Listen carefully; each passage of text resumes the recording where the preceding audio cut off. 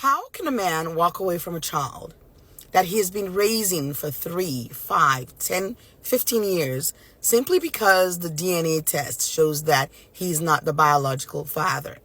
Hear me out here. I'm not being insensitive. I know that his world has just been turned upside down. I know he feels betrayed. He's devastated. I empathize. I sympathize with his predicament. However, how is one able to walk away from a child that one has bonded with, loved, nurtured, poured blood and sweat into, simply because the DNA test shows that you're not the biological father? I understand getting rid of the wife or the girlfriend. The word I actually want to use starts with a W and rhymes with sure. Get rid of the W. But the children or the child, the innocent child, it is flummoxing to me. Now, I'm not a man and I do not know how this impacts men. I also know that there's deep shame. But were I in that predicament, of course I would be devastated. I'd be hurt and betrayed. But then I'd let the children know or the child know.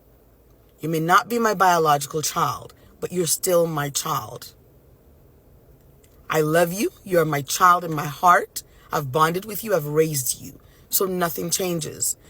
No, everything changes.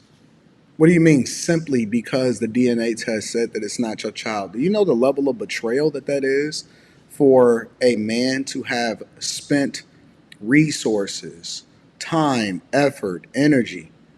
Women will never understand that. They could never understand the possibility of a person divesting themselves from another human being. People do it every day, though. Women bond with men on a regular basis, say I do, and then over 80% of the time they decide that they want to file for divorce. In the same way that in an instant, a woman can say that, you know what, I no longer love you, and now I want to also tear your life apart and make sure that you don't have resources to be able to live the life that you want to, even though I said that I loved you and I wanted the best for you at one time, but I no longer actually understand exactly why you don't want to pay alimony and child support to a person whose child is not yours. Because let's be clear, there's a lot of people that are paying child support for children that aren't theirs. There are a lot of people that actually adopted the child that wasn't there as a stepfather. So imagine the devastation that comes along with the fraud, because that's what it is. It's fraud because you knew you slept with somebody else and you knew that wasn't his child. Imagine the level of fraud that is being perpetuated, and then the men that suffer as a result of it. And you saying from a simple paternity test, DNA, that it's not yours, that men are supposed to continue to do this?